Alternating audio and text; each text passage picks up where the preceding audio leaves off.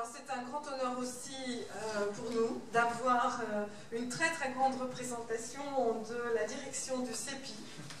Et, donc vraiment merci, merci d'être à nos côtés en ce moment solennel. Et Christophe, je te passe la parole pour nous parler des projets du CEPI, des liens CEPI-CEPI. À toi. Merci beaucoup.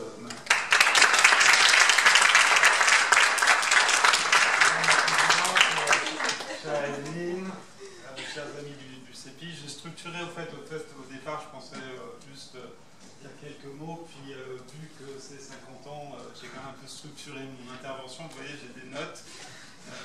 Je ne vais pas vous embêter très longtemps, mais juste pour marquer le coup, je pense que c'était important et je suis ravi en tant que directeur général du CEPI de prononcer quelques mots dans ce moment anniversaire, donc un peu plus solennel, même si le propos va être assez informel. Vous vous rappelez, pour ceux qui étaient présents, il y a 2 ans, le CEPI lui-même fêtait ses 50 ans. Et on avait organisé un grand événement au Conseil de l'Europe à Strasbourg.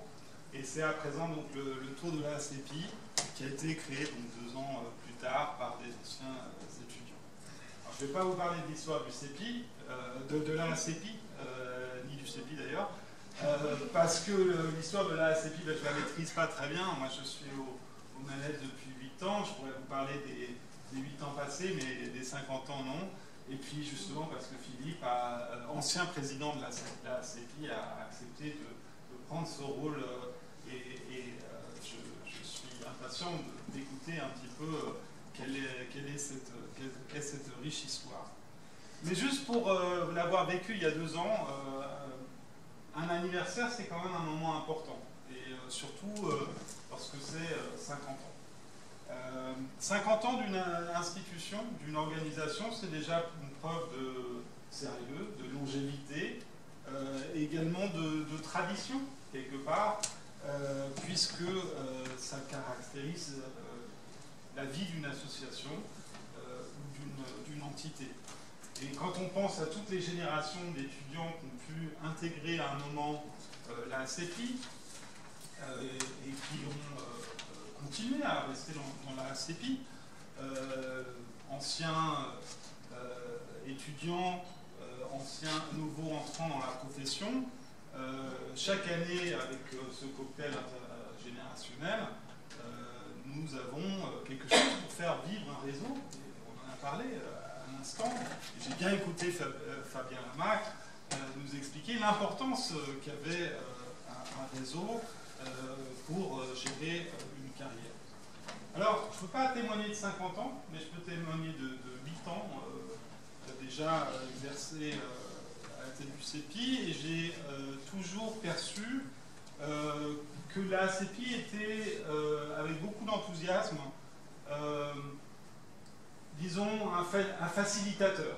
Un facilitateur pour nos étudiants, avec toujours beaucoup d'enthousiasme pour aller les mobiliser, aller les chercher. Je me souviens, Philippe venait dans les amphis fréquemment essayer de vanter les mérites de la CEPI, mais ensuite même aux 4 coins du monde, puisque maintenant nous organisons, enfin vous organisez des webinars où on essaye de faire intervenir des anciens étudiants qui viennent un peu de partout, et donc ça c'est vraiment assez formidable, facilitateur mais aussi animateur à travers l'organisation d'événements sur des thèmes d'actualité de l'API. Et pour l'anecdote, moi le premier gros dossier que j'ai eu à gérer à l'époque quand je suis arrivé à la direction du CEPI, c'était la fusion des professions. Je me souviens, j'avais passé le premier jour de ma prise de fonction, il y avait une réunion avec la CNCPI, et la CEPI était présente aussi, enfin de nombreux acteurs, et Dieu sait que c'était un sujet assez chaud où la profession était très divisée. Un sujet, disons, clivant. Et je me souviens à l'époque que la CEPI avait organisé une table ronde qui avait permis un petit peu à tout le monde de s'exprimer, de débattre, Je pense aussi quelque part de pacifier un petit peu les conflits. Et pour ça, je pense que ça c'est important, ce côté facilitateur, animateur d'une famille finalement, qui est une famille de la propriété intellectuelle plus généralement, et de manière peut-être plus restrictive, la famille du CEPI. Alors il y a, en général, en fin d'année, on proclame les résultats, etc. J'ai toujours l'habitude de dire aux étudiants, maintenant vous allez rentrer dans la grande famille du CEPI. Et c'est sérieux, c'est quelque chose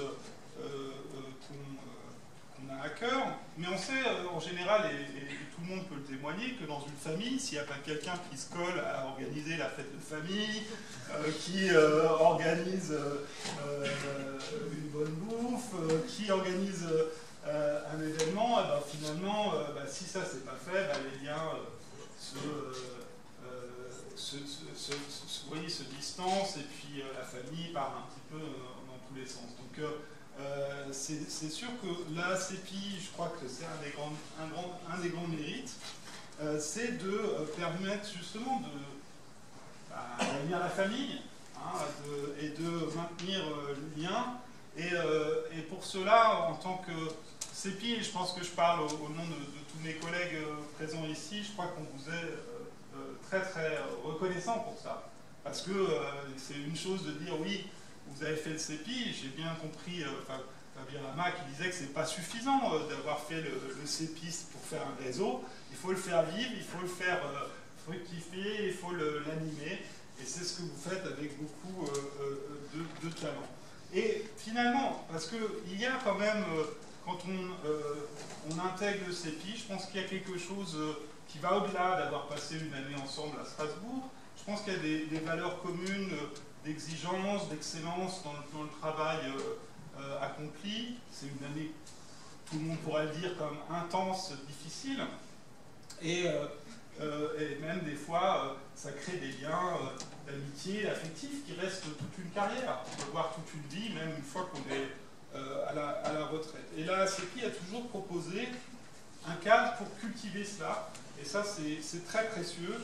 Et je pense qu'il faut rendre en particulier hommage à toi, Evelyne, en tant que présidence, pour essayer de pousser encore plus loin cette association avec de nombreux projets, de nombreuses idées.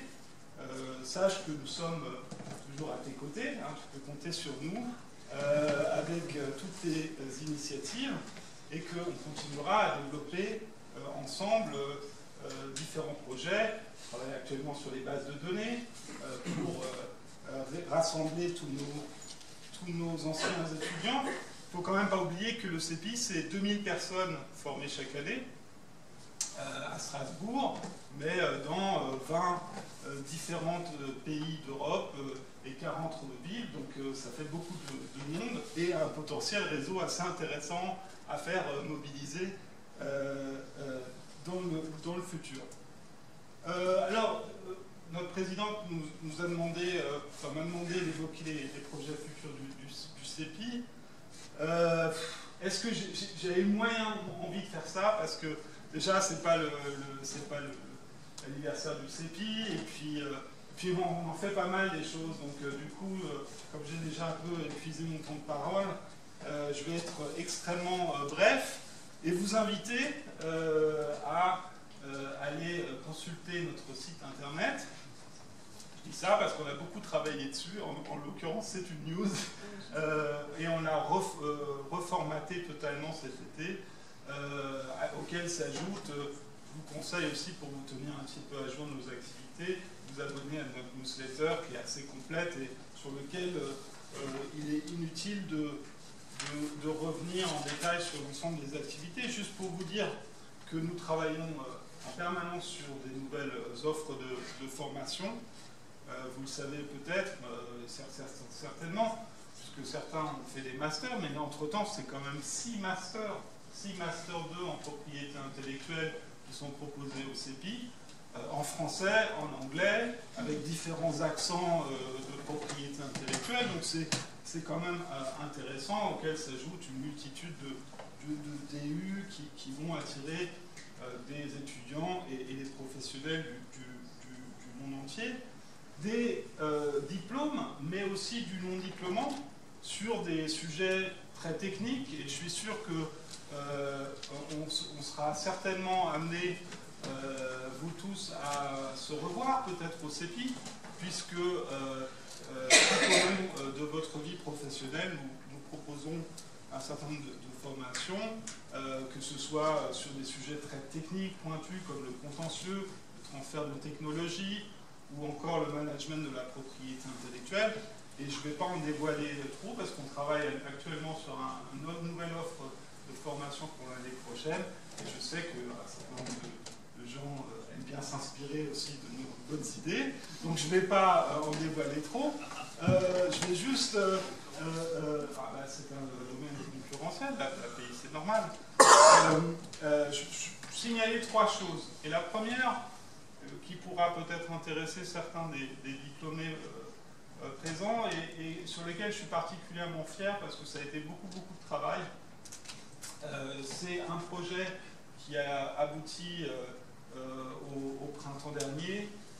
C'est la création, à travers un financement qu'on a obtenu de la Commission européenne, dans le cadre du programme Horizon 2020, du premier doctorat européen en propriété intellectuelle, en réseau avec, justement, encore de réseau, les meilleures universités du réseau IPIN, en partenariat avec l'EUIPO, l'OMPI, l'OCDE à Angers et un certain nombre de groupements professionnels, qui montrent aussi quelque chose qu'aujourd'hui, pour les professionnels, ça peut être intéressant si vous faites un travail de recherche, pas un travail forcément universitaire sur 10 ans, mais un travail sur un sujet pointu qui n'a pas été encore développé, etc.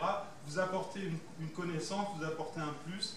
Et pour avoir discuté avec les directeurs d'office au plus haut niveau, c'est quelque chose qui les intéresse parce que vous apportez des connaissances que leurs collaborateurs n'ont pas.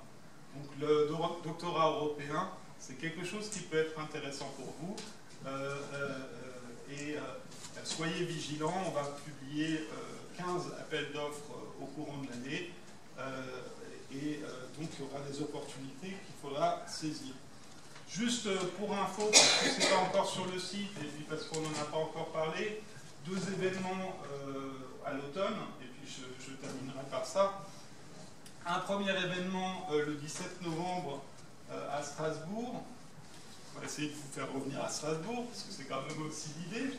Très heureux d'être à Paris aujourd'hui, mais le CEPI a quand même ses locaux à Strasbourg. Donc, un premier événement le 17 novembre qu'on organise avec les économistes de l'Université de Strasbourg sur l'impact du numérique, de la digitalisation sur l'usage et le management de la propriété intellectuelle. On va être plus orienté sur la propriété industrielle et on va associer aussi là des managers, des décideurs, des industriels. Donc premier événement, et vous savez qu'en parallèle, la Commission européenne en septembre a publié un grand projet de réforme du droit d'auteur. Et là, le penchant droit d'auteur sera creusé quelques jours plus tard au Parlement européen avec le commissaire européen, le président de la commission jury du Parlement européen, la Cour européenne des droits de l'homme, différents universitaires et différents praticiens qui viendront débattre de cette question. Donc c'est particulièrement au cœur de l'actualité. Et peut-être, pour finir, si vous avez envie de visiter le marché de Noël avant Noël à Strasbourg, qui est toujours un moment particulier, vous pouvez combiner aussi avec une conférence qui sera donnée par Francis Guery, qui est le directeur général de l'OMPI, qui vient recevoir au CEPI les palmes académiques et dans ce cadre-là prononcera un grand discours. Ces palmes académiques, il les reçoit parce qu'il a été le président de notre conseil d'administration. Vous voyez, il y a des belles personnes dans ce réseau qu'il faut faire fructifier et qui viennent s'impliquer pour le CEPI.